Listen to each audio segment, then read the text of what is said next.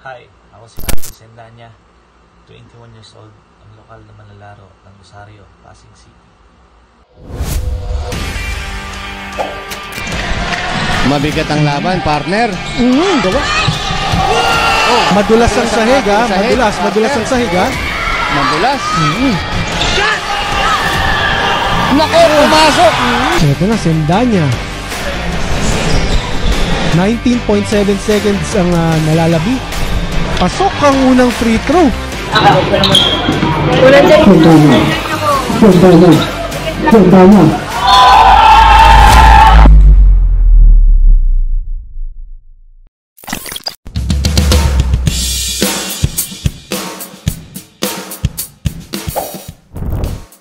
Siguro nagsimula ako maglaro ng basketball. Mga 10 years old ako. Naglalaro na ako sa looban namin. Nakakabit lang kami ng maliit na ring. Tapos syempre maliit lang din na bola. Hindi ako natuto mag-shooting, mag-dribble kasama yung mga tropa ko sa mga kapitbahay namin. Nung bata naman ako, isa rin ako sa mga nabully. Kasi normal siguro pag bata ka, syempre maliit ka pa eh. May mga kuya-kuya kasi tayo sa basketball.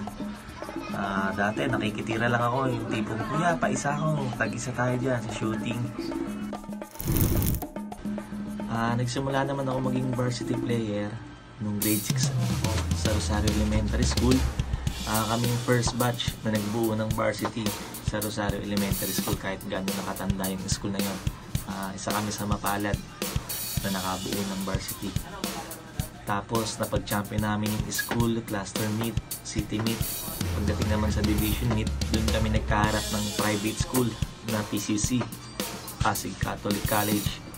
Doon kami tinalo ng private. Pero luckily, after nung laban, siguro 3 o 4 na player yung kinuha sa amin ng private para mag-represent ng Pasig City. Tapos naglaro kami ng NCR meet. Pagdating naman sa NCR meet, puro UAP and NC schools na rin yung mga nakatapat namin. Naalala ko, ang huling naglaglag sa amin, team nila Tyler Tio, representing San Juan, yung Xavier University. Pagdating ko naman nung high school, first year high school ako, rookie year. Tryout ako sa Eusebio varsity team sa EHS. Hindi ako nakuha kasi ang liit ko pagdating ng high school. Syempre may mga kuya-kuya na tayo nandun. Syempre mas angat pa yung laro nila tsaka yung height. Bali nung first year ako, hindi ako nakuha. Ginawa akong motivation. Pagdating naman ng second year, ang mangyayari kasi may mga graduate. Kumbaga nung second year, eto nakapasok na tayo sa varsity. Sobrang ganda nung nilaro ko noon. Pagdating din ng second year, high school ako, classroom pa lang ata, laglag na kami nung second year ako. Pero after nun, kinuha ko ng public school din para lumaban naman ulit sa private school. Representing Santa Lucia High School naman kami. Kalaban namin ulit nun is Pasig Catholic College ulit. Nakalaro ulit ako ng division meet hanggat magtuloy-tuloy. Nakapaglaro ako ng city meet. Pero hindi na Eusebio yung dalaw na school. Kasi maswerte lang ako. Nakukuha ako ng ibang school after nung labang, after namin malaglag. Tapos pagdating ko naman ng third year, eto na. Ito yung parang pinakamagandang career year ko nung high school ako. Third year high school ako. Ito yung captain ball na ako ng Eusebio High School. Yung time na yun, parang ako na yung namimili ng player dun sa school namin. Yung third year ako. Thankful din sa mga coaches. Kay Sir De Guzman, tapos kay Sir Felix nung high school ako. Third year ako, Eusebio High School ako. Naglaro ako city meet, cluster meet, representing Eusebio. Napag-champion ko yung Eusebio noon, nung time na yon. Tapos after nung parang finals namin sa public, tinalo kami ng Santa Lucia High School. Doon, kinuha rin ako ng Santa Lucia High School headed by Coach Kiko Flores. Yung coach namin na yun, mabigat na coach yun. Naging player siya ng iba't ibang school, UM, FEU. Grabe yung sistema at saka pagtutok niya sa akin. Kasi point guard siya, parang kaposisyon. Iba yung binibigay niyang tutok nung panahon ng third year yun. Ayun yung pinaka-grabe magpa-kondisyon. Tapos, iba't ibang liga yung nasalihan namin yung third year ako. Nakapag-NCR meet din ako noon. Ang naglagdag din ulit sa amin is San Juan, sila Isaac Go naman din yun, tsaka sila Tyler Tio pa rin. Sila Isaac Go na yung kabatch namin. Tapos, iba't ibang liga yung dumating sa amin nun.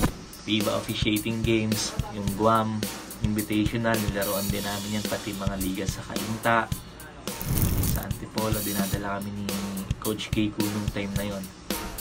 Hanggang sa matapos yung taon ko. Nung third year ako, maraming opportunities na dumating. Kinukuha rin ako ng iba't ibang schools, no, kahit pa paano. Tapos, nag-decide ako na mag-transfer. Kinuha ko yung papers ko sa Eusebio High School. Last nung recognition day namin, binigyan na nila ako ng awards. Tapos, talagang pa-release na, punta na ang ibang school. Tapos, ang nangyari, balik Eusebio rin pala ako nung fourth year. Kasi kinuha ng mama ko yung papers ko kasi hindi niya alam. Ayaw niya kasi talaga ako maglaro. Kasi gusto ng mama ko, mag-aral lang ako. Kasi kami magkakapatid, study first kami. Parang ako lang yung medyo naligaw sa sports. Kaya nung fourth year ako, back to Eusebio High School ako, laro lang ako ulit ng cluster meet, city meet, division meet, tas back to NCR na naman. Ang nangyari naman noon, tinalo kami ng Rizal High School. Doon ako nakapaglaro sa Rizal High School nung fourth year ako. Kinuha nila ako from Eusebio High School, tapos tinalo namin yung PCC noon. Tinalo namin yung PCC nung batch namin. Pagdating namin sa NCR representing Pasig, dala namin is Rizal High School. Nung naglaglag ulit sa amin, San Juan, lagi lang kami pumapwesto ng pang-apat. Lagi kasing San Juan kabracket natin yan. Ayun, lagi naglalaglag sa amin sila Tyler Tio pa rin. Yung lineup doon, as in kabatch ko siya, kaya nung napanood ko siya sa Ateneo, di ko nakakalimutan, sabi ko kabatch ko lang ngayon, nasa UAP na. Pagdating ko naman ng college, sunod ko yung gusto ng parents ko na mag-aral na lang muna. Kasi nga, ayaw na talaga nila akong maglaro. Nag-enroll ako sa Rizal Technological University as a regular student first year hanggang second year. Tapos nakita nung coach ko nung high school na wala akong nilalaroan. Sinama niya ako sa CSJP, sa College of St. John Paul kasi nakuha niya yung school na yun. Doon nag-ensayo ulit ako habang nag-aaral sa RTU. Tapos nakita niya kaya ko pang maglaro. Dinala niya ulit ako sa iba't ibang school. Nag-tryout ako, kasama siya, sinamahan niya ako. Nagpunta ako ng Enderan, ng Lasal Dasma. Pagdating sa Lasal Dasma, pinalad tayo, nakuha tayo bilang varsity. Nag-ready na ng papers for transfer. Tapos mga damit para sa paglipat sa dorm. Tapos hindi mo akalain, meron na namang issue. Nawala bigla ako dun sa school. Ewan ko kung bakit. Bigla na lang kami hindi pinag-enroll yung mga players na nakuha na. Kaya na-stop ako sa pag-aaral hanggat sa nakita ko yung naging coach ko sa MLQU, si Coach Jeric Mailen. Tiga Pasig lang siya. Nakita ko hawak niya yung school ng MLQU. Nag-chat ako. Ngayon, luckily, napunta tayo sa MLQU, nakapaglaro ulit tayo ng NAASCO. MLQU naman, from 20-man lineup, napunta kami sa 9. Grabe yung experience namin kasi pahirapan talaga yung ensayo, yung sistema doon sa school. Lalo na sa mga boss namin, talagang gusto nila lahat ibibigay mo. So, sobrang hirap ng experience ng MLQU Juniors kami. Isipin mo, nasa 20 kami nung lineup sa MLQ Juniors hanggang nauwi kami sa Siam na naglaro nung NAASCO. Siam lang kaming lumaban, tas nakarating kami ng tour dahil para makapasok sa semis. Mabigat ang laban, partner. Gawa. Madulas ang sahig, ha? Madulas ang sahig, ha? Madulas. Nako, pumasok. Ito na, Sendanya. 19.7 seconds ang nalalabi. Pasok ang unang free throw. 6-point lead para sa MLQU.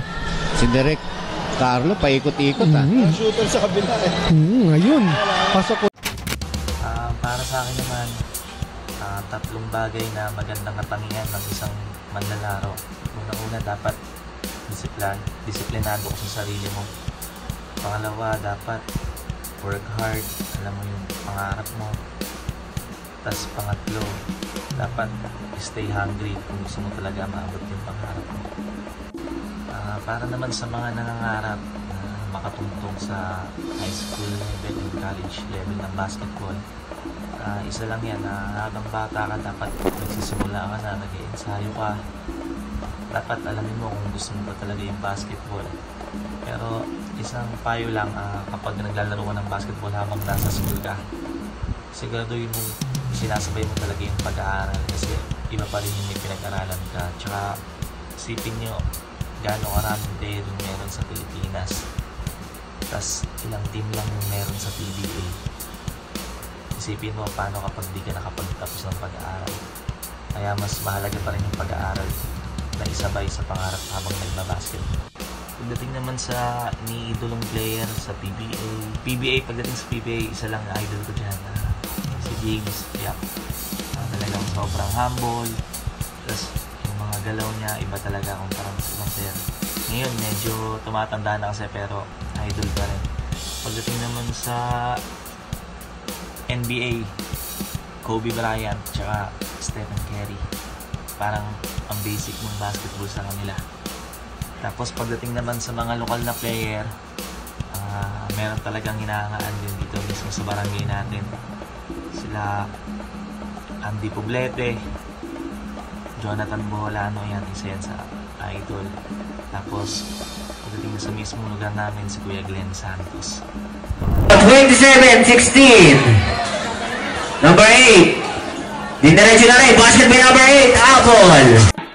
Lumipad. 2 points para kay Sendanya.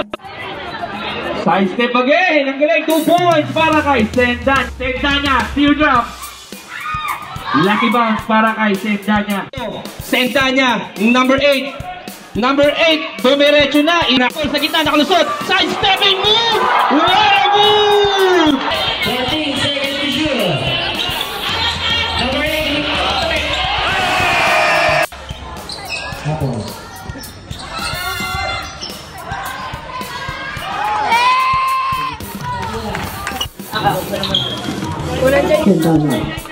Sendanya.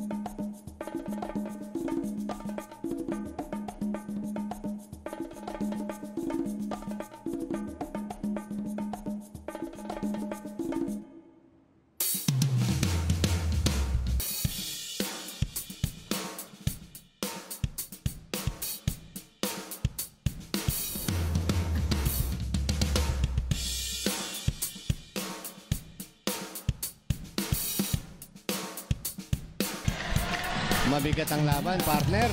Ayun, court press pa rin talaga ang ginagawa. Magkadulas pala sa ron. Madulas. Madulas ang sahig, ha? Madulas ang sahig, ha? Madulas. Nako, pumasok.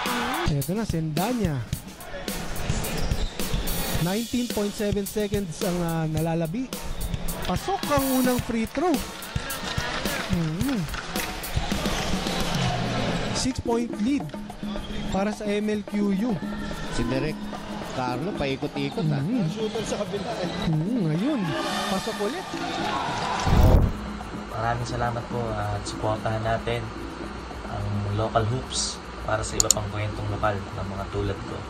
Please like, share, and subscribe sa YouTube channel ng Local Hoops. Maraming salamat.